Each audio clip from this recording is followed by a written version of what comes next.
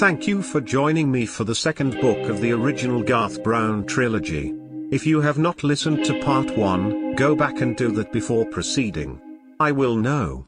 Here we go, the Garth Brown Mysteries.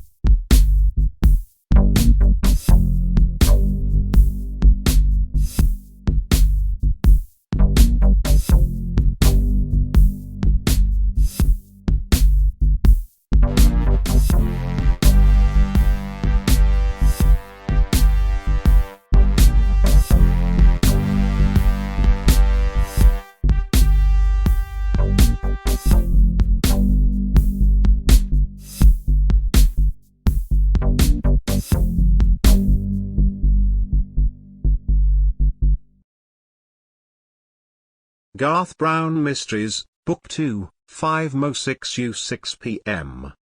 Chapter 1, A Wondrous Affair. Detective Garth Brown sat in his green room powdering his forehead and polishing his toothless gums. He was preparing for the biggest day of his life. All his life he had wanted this day to come, and now it was here. "They are ready for you," whispered Frizzy Longbottom.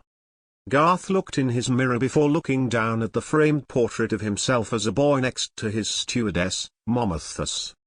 "I'm ready," hissed Garth. As Garth entered the temple, he was aware of a certain warmth in the air that he hadn't felt since he first tasted Cuppins Tuppence. He approached the altar and was serenaded by the police choir's rendition of A Godless Affair.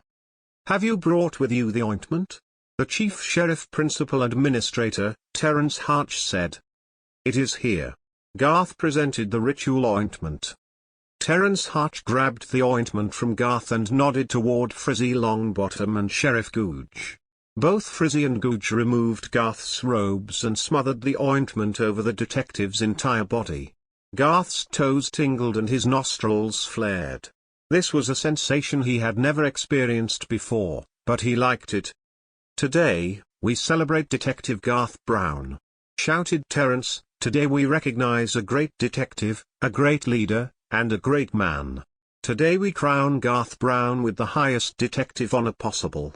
Terence paused as everyone in the temple started screaming Garth Brown's name. "Please let me finish," insisted Terence. "I am proud to pronounce Detective Garth Brown as Grand Wizard Detective."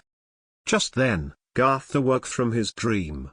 He was not in London, not in the temple, and he had still not solved one case. "Well, that's a big turd. Higgletough," muttered Garth. Garth awoke to find that he had eaten all 18 of his measly homemade tuppence. He could remember nothing of the night before between pulling them out of the furnace until the moment when he awoke. "Those tuppence sure did me in," acclaimed Garth. Garth had been trying to recreate Cuppins Tuppence based on the recipe that he had found in Cuppins' wallet before he vanished. Just then, he heard a tremendous knock at the door. Entretien ménager. Garth went to open the door. It was Madame Potts, the owner of the inn. She was a petite woman of about 89 years.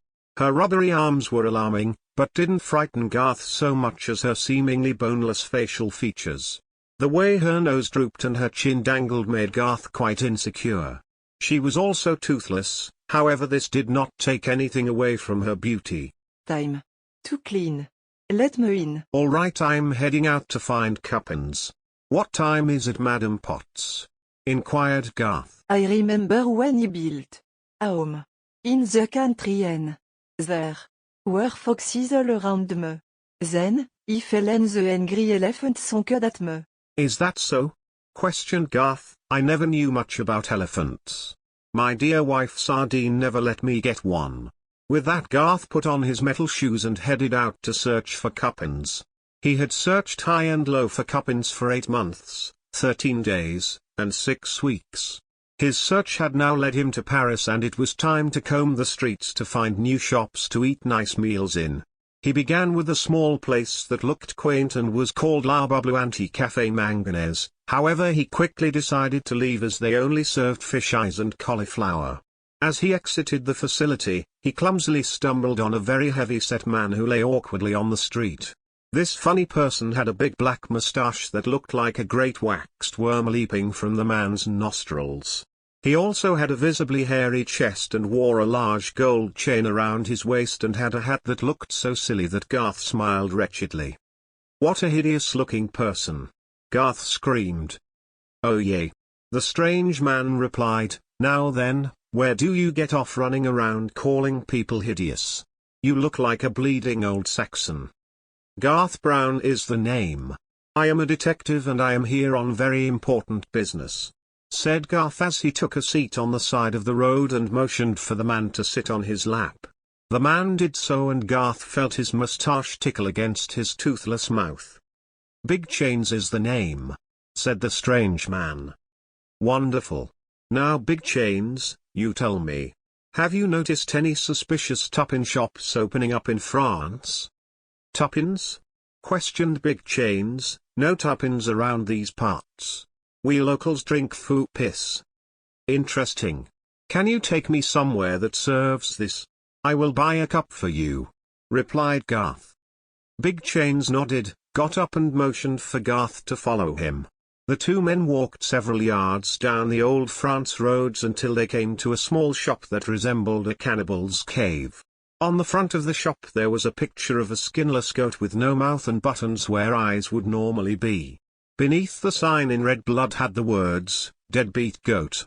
Detective Garth Brown and Big Chains stepped inside and sat down at a table at the far corner of the shop. "Two of your largest servings of foo piss," shouted Big Chains. "So, Big Chains, tell me about France. Are there any cases of need of solving? I am a detective," proclaimed Garth Brown as he swatted at a mosquito. "Oh yay. This town ain't been the same for about 8 months now. All sorts of strange happenings. Snake farmers being murdered and their snakes stolen. Pig farms being ravished. Strange things I tell you." Said Garth. "Have you a suspect?" "I have," replied Big Chains. He continued. "There is a man. Moved to town a few months ago. His name is Puppins. He's the owner of this pub." Garth replied as he took his first sip of foo piss. Garth was astonished, for foo piss tasted exactly like Cuppins' tuppins. Garth then knew that he was on the right track. "May I meet the owner? I must congratulate him on his excellent foo piss." Puppins heard this exclamation and approached the table. He was a young, well-to-do lad of about 37 years with sandy blonde hair and crooked teeth, and a black moustache. "I hear you like my foo piss, Garth," said Puppins. "Quite nice, sir. But I'm afraid I must go. You are not my suspect," replied Garth. Garth Brown and Big Chains quickly exited the establishment. Chainsy was astonished. "Oh yay. What was that all about, Mr. Brown?" "It's Detective Brown to you. And that is not our man. He has a moustache." Suddenly, Garth started waving his arms about and closed his eyes. He drew out his favorite gadget and started humming a jingle, then he stopped. "Chainsy, bring me to your wizard chiefs." Big Chains, confused and angry, decided to leave this strange man and go back for another foo piss. Chapter 2, The Flat-Breasted Man. Garth had now been walking the streets for days and hadn't found one single clue that pointed to his arch-nemesis, Mr. Cuppins. He was sorely grieved and decided it may be time to go and drown himself in foo piss. He lit up his pipe and headed towards the deadbeat goat. "What can I get for you, Garth?" said Puppins. "I'll have a great deal of foo piss if you please," replied Garth. He could not help but be impressed that the owner of this shop knew him by name without ever having met him. Must be a great magician when he's not making tuppence. I mean foo piss, thought Garth. "So Garth, what brings you in today?" asked Puppins. "Oh, Puppins, I have had a rough couple of months. I am a detective in search of a master criminal known as Cuppins. Do you know him?" asked Garth. "No, I do not," smirked Puppins as he adjusted his moustache. At that very instant a tall pudgy fellow stormed into the diner. His hips were narrow and his shoulders wide. He wore boots but his toes stuck through the end on both feet. He was bald but had a tattoo of a dragon on the very top of his head. The man had a patch over his left eye and the tip of his nose drooped below his upper lip. However, the one thing that Garth couldn't help but notice was the man's peculiar flat breasts. Garth never expected men to have large breasts, but he did not feel comfortable with the flatness of this man's breasts. Being the snoop he was, he took out his nifty camera gadget and took a few pictures of the flat-breasted man and instantly sent them to Frizzy Longbottom for further inspection. "My wife!" the man exclaimed, "she has been murdered. Get this man some tuppence. I mean foo piss," Garth blurted out, running towards the man. "I am a detective and I will find your wife's killers." "Here you go, Pike Frost," said Puppins as he handed the flat-breasted man a cup of foo piss. "Take me to the scene of the crime. Demande D. Garth." Pike grabbed Garth by the wrist and led him out the door. The two men hustled towards a 1987 sports car. Pike opened the door by smashing the window and reaching his hand in to unlock it. "The French still haven't learnt about locks," giggled Garth to himself as he waited for Pike to open up the passenger door for him. Pike frantically started grabbing loose wires that were beneath the steering wheel and rubbed them against each other rapidly. Sparks flew everywhere. "What are you doing?" asked Garth. "Getting car started," yelled Pike. "Frizzy will never believe this. The French haven't invented keys yet either," giggled Garth to himself as he smirked and looked out the window. Finally, after 5 minutes, Pike got the car started and they sped away in the fancy sports car. Garth was shocked at how Pike drove his car. Off curbs, into trash cans, through red lights, were just a few of the dangerous maneuvers that Pike Frost would perform as they raced down the streets of France. As they kept driving, Garth started to notice that they were now on the outskirts of the city and were headed for a large forest. His wife must have been murdered on the farm, thought Garth to himself. Garth did not like where Pike was taking him. Garth looked out the window and all he could see on either side of the vehicle were dark tall pine trees and darkness. Once they arrived, Garth got out and looked about the crime scene. He asked Pike to come sit on his knee while he asked some questions. Pike refused. Garth persisted. Pike succumbed. "Now then, Pike, tell me what happened," Garth insisted. "Well, sir, I was on my way to Camelot with my wife when all of a sudden this kangaroo jumped us and shot her. My poor wife, Glizliski. This was no kangaroo. This was Cuppins, and I think Cuppins is you." Garth pulled out a small knife and jabbed at Pike. Pike leapt away and frantically spun around to evade Garth's advances. "How did you know I did it?" squealed Pike. "Camelot isn't real and your breasts are too flat to be a man's," Garth confidently advised. "I killed the wench, but I am nae Cuppins. Cuppins is the cleverest man alive and you'll nae catch him." Garth continued slashing at the man with his knife. It ended poorly for Garth and the flat-breasted man escaped. Garth dozed off in the grass. Chapter 3, Buzzards Beyond Belief. I woke to find a bump on my head and very little recollection of what had happened the night before. It was now dawn and all I could recall was that the flat-breasted man had escaped and I was back to square one in solving this case. Since the villain had escaped with the car, I had no choice but to continue on foot. I walked for days without food or tuppence until one evening when I stumbled onto a graveyard outside a small town in Belgium. As I approached, I overheard some men speaking suspiciously. "Oh yeah. What's that then?" said the first man. "Ah, that's key to the find. Keep digging, you mutts," replied the second. This was a band of gypsy grave robbers. I knew my duty to the law dictated that I must intervene. I approached the gang and throbbing anxiously, I revealed myself to them, removing all of my garments save for the shoes, for every time I put them on it required several staples. "Oh yeah. What's that crazy old fool naked for?" the first man said in shock. "Hush now. I will deal with this," the second man responded. I stood there, naked and wretched. I had not bathed in several days, making my long black hair shiny and frazzly. My saggy arms and breast flapped and quivered about in the wind. Not knowing what else to do, I, Garth, master of detective wizardry, quickly devised the greatest scheme imaginable. Wow, wow, wow, wow, you have upset the spirits below and I am here to swallow you up, oh, oh, oh, oh.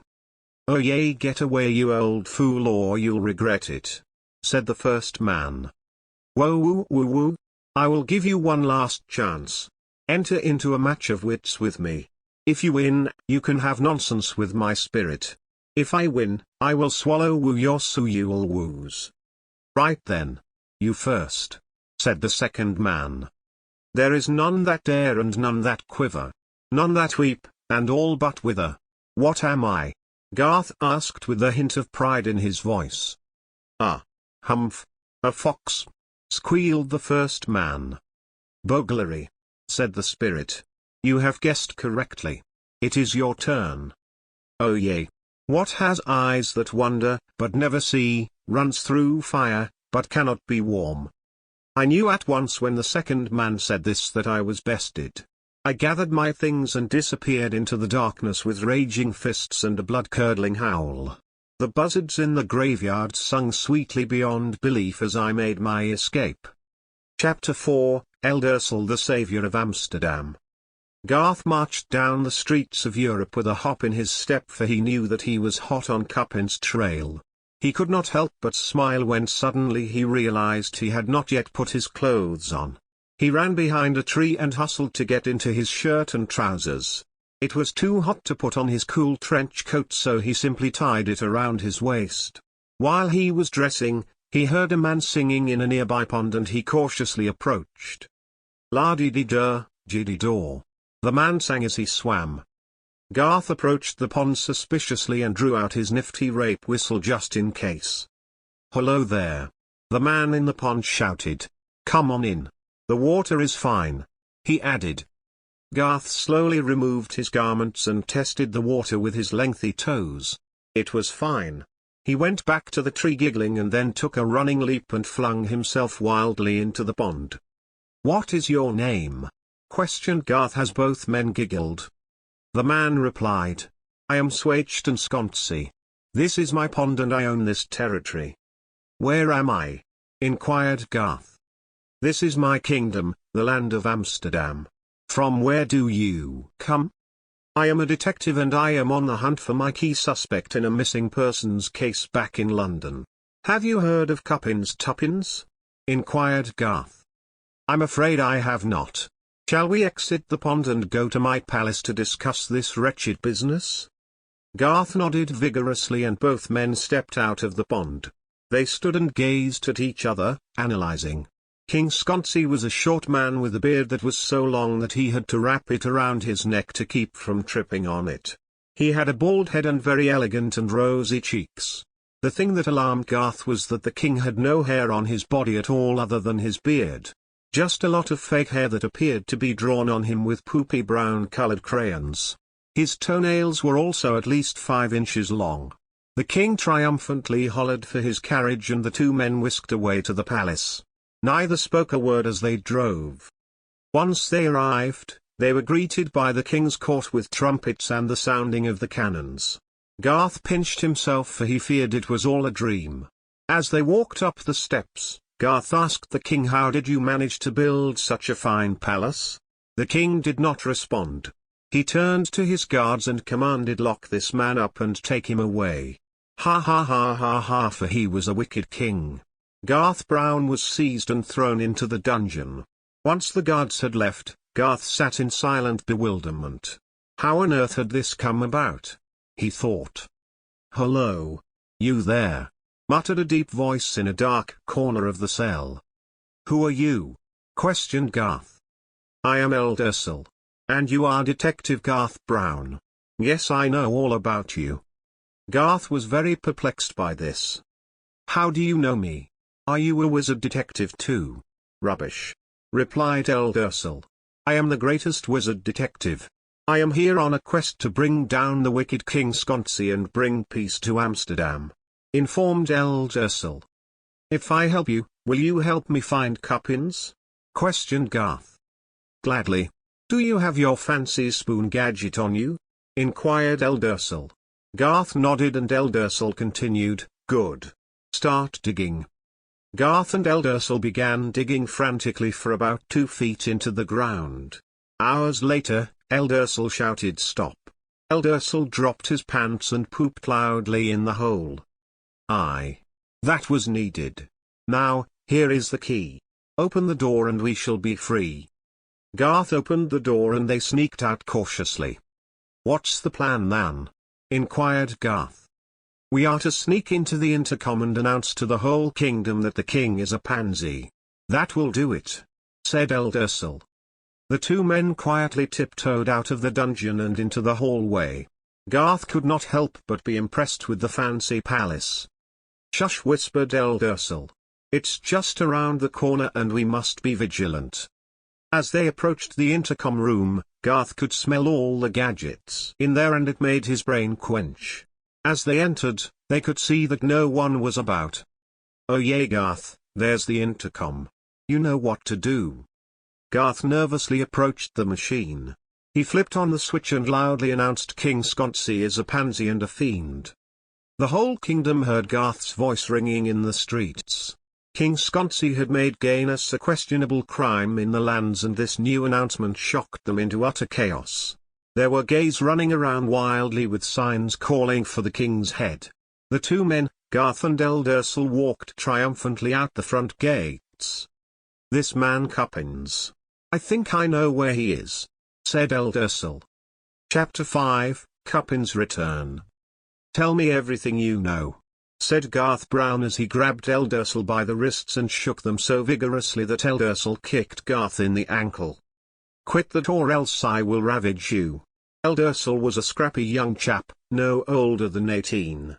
He had rubbery flesh, and his joints were so stiff that he groaned every time he moved his arms and could only move his feet 3 inches each time he stepped.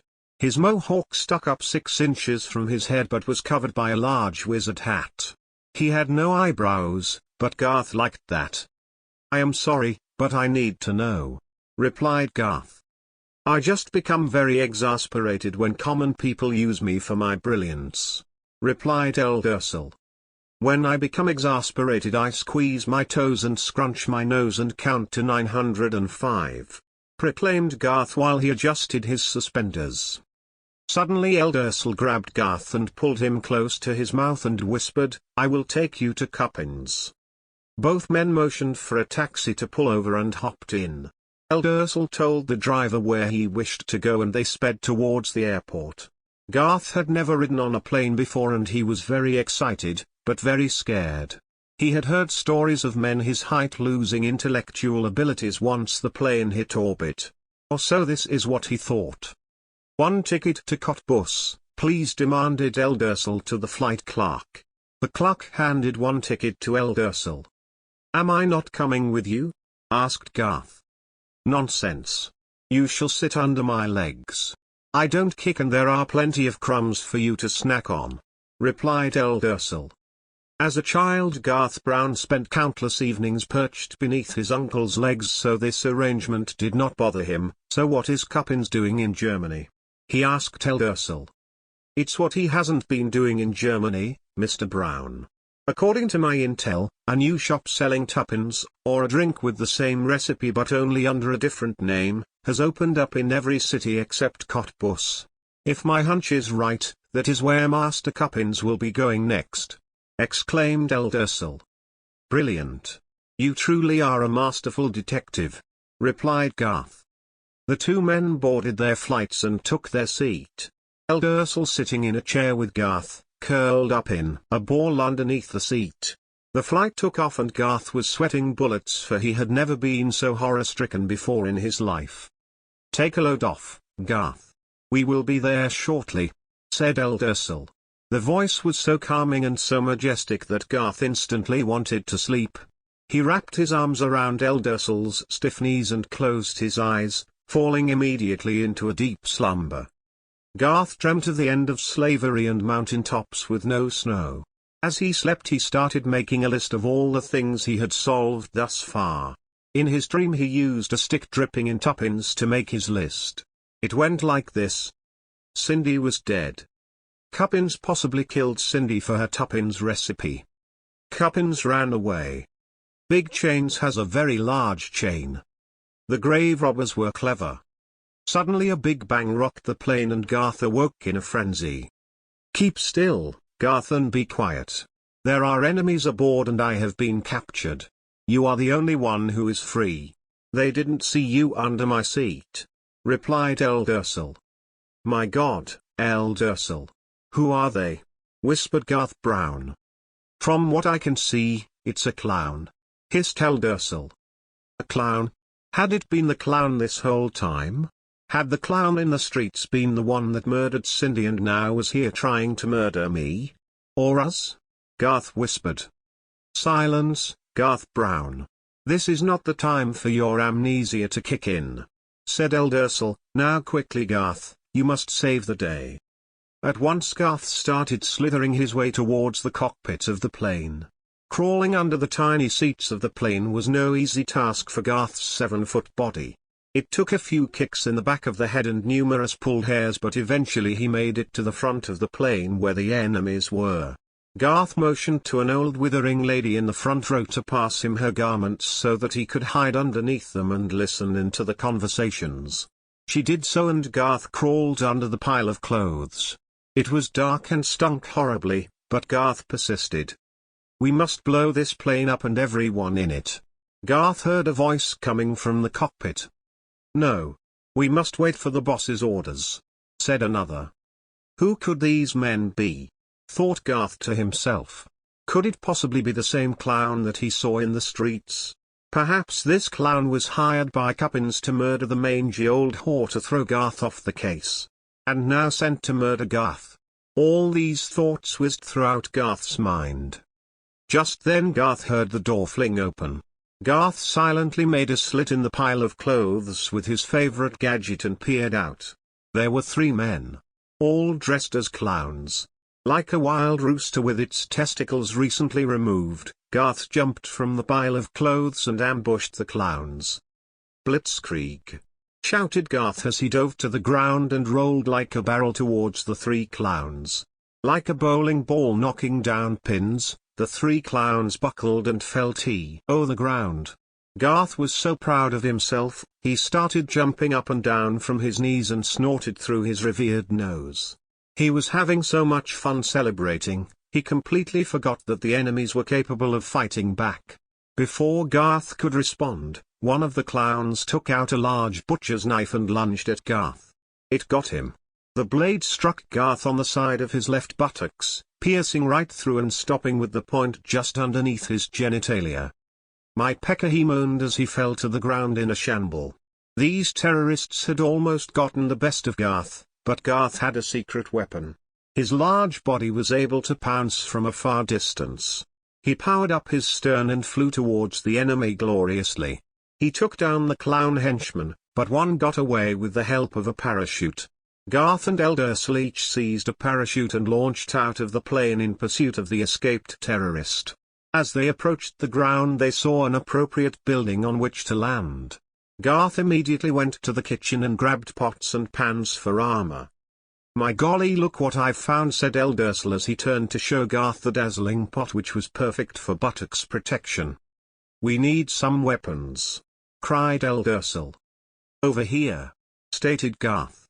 Each man grabbed a small handgun from the living room floor and they proceeded to run out the door, hopping as they went in order to avoid any sudden incoming fire. They hopped for 2 miles as they sought to fight this escaped clown. There he is, shouted Eldersel. To the horror of the 2 friends they saw that the clown had teamed up with 6 other men and they appeared to have a prisoner. Allahu Akbar! Cried the terrorist clowns as they charged at Garth and Eldersel. The 2 men knew they had to seek cover and they hopped towards a small shack, bullets whizzing past their poor ears all the way.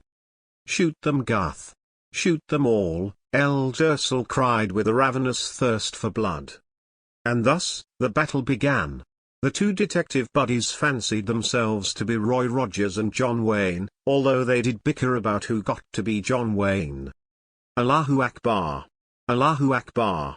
The men shouted from outside as they fired upon the shack. Suddenly, the bullets ceased.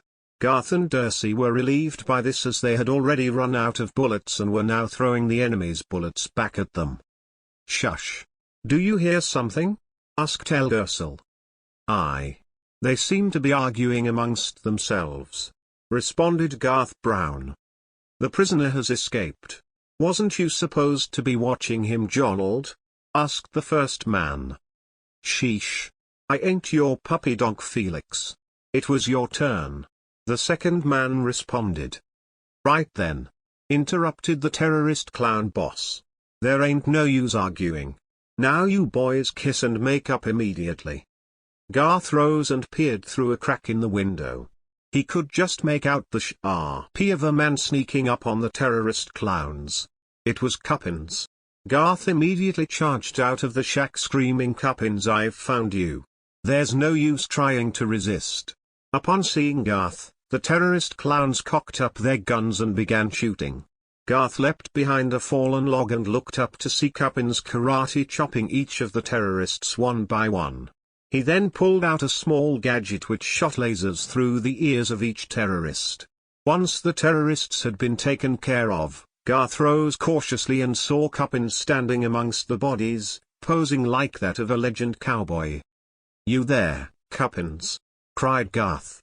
"You have a lot of explaining to do. All will be made clear to you. Now we must make for Cottbus without a moment's delay," insisted Cuppins. Chapter 6, The Beginning of the End. The three men arrived at the airport, but it was time for Eldersel to part ways with his newfound friends. "I'm afraid this is where I must leave you. There are still many kingdoms in need of saving," Eldersel said as he waved at the others anxiously. "Farewell," replied Garth. "Your aid has been invaluable to the case." Garth ran over to Eldersel and kissed him softly on the lips. Eldersel did not fancy this, kicked Garth in the ankle, and the two men gazed fondly upon each other for the last time. Quickly, Garth said, "Cuppins, we must get on our flight to Cottbus and I will explain everything to you." Garth and Cuppins boarded a small helicopter. There was no room for each of them to have their own seat, so Garth sat on Cuppins' lap. "My dear Garth, I'm afraid I owe you an explanation." "Humph," replied Garth, staring out the window like a lover does after they have been left astray. "Come now, Garth, be a grow-up. Everything I have done has been for you," insisted Cuppins, softly whispering into Garth's ear. "Really?" Garth replied as he began to perk up. "Indeed." "Bogglery," interrupted Garth. No, I mean it. Now listen to me, Garth. Cindy and I developed the perfect Tuppence recipe, and I believed that Cindy was killed or taken to oblige me to hand over the recipe. I knew this was not what Cindy would have wanted, so I disappeared to France. When we were attacked by Philostrato's band of misfit, I had been doing some investigations on my own and got too close to the truth. I believe it was them that killed Cindy. After I left London, I spent many weeks developing the greatest plan to catch these wretched Tonks. What was your plan, Cuppins? Please tell. Garth was easily convinced by this explanation, for he loved Cuppins as a brother. Cuppins went on to explain that Cottbus was the perfect battlefield on which to capture Philostrato and to get the truth out of him torturously. Absolutely astonishing. Garth screamed so loud that it sent the helicopter into orbit, and his brain activity paused for a moment. After the pilot reconfigured the helicopter, they all laughed and made their way safely to Cottbus. "What is your plan to capture them?" asked Garth as the two men made their way down the cobble streets of Cottbus. "I shall open one last Tuppence shop up and they will come to us," replied Cuppins. "Wonderful," replied Garth. The rest of the day was spent creating the perfect Tuppence shop. They made sure to install lots of traps and gadgets. Cuppins knew that these men they were trying to catch were no fools. Chapter 7, The End of the End. It was the night of the grand opening of Cuppins' new Tuppence shop, and both Cuppins and Garth had drank far too many Tuppence. Both men, giggly and emotional, sat by a bonfire in the middle of the store. Garth told Cuppins about all the adventures he had been on in the past year. "I pretended to be a ghost and they believed me. And then I was captured by a king. And then I fought terrorists and there you were, Cuppins. Did you? Or did we? Asked Cuppins as he grabbed Garth's elbows and shook them softly. Just then, the guests began to arrive, but something was off. All the guests had clown masks on. Cuppins assumed it was a costume party and thought nothing of it. "Welcome all to my Tuppence shop," he said as he prepared to give his opening remarks. Not forgetting the great injury he suffered on the plane, Garth Brown had an uneasy feeling about these clowns, Cuppins. These men may be dangerous. He shouted, but Cuppins was too engaged in his speech to listen. All of a sudden, like Boulder Dash, Garth removed the knife from his pants and lurched at the clowns. He was contemporaneous, but impatient. This unwise act resulted in Garth Brown running into a bucket of tuppence which knocked him silly. Cuppins saw this and sounded the alarm. At that very instant, 4 dark figures with hockey sticks appeared on the shoulders of a very large gorilla. They came in hurdling their sticks and crying, "Sneehole brain AF." The 4 dark figures used their hockey sticks like double-edged weapons and cautiously chopped all the clown's organs out except for one. "Leave this one for me," said Cuppins as the 4 men disappeared into the weeds. Cuppins tore the mask off the face of the final enemy. "It was Philostrato, you bugger. I knew you killed Cindy," Cuppins shouted. "You may have won this round, Cuppins, but it does not end with me. This puzzle is much bigger than you think," replied Philostrato. At that moment Garth woke to find that in his tremendous leap he had killed all the clowns, save one. "This is the man who killed Cindy. Take him into custody," insisted Cuppins.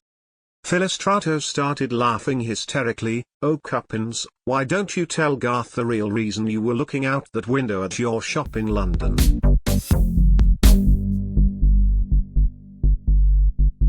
Thanks again for joining me for part 2 of the Garth Brown Mysteries original series.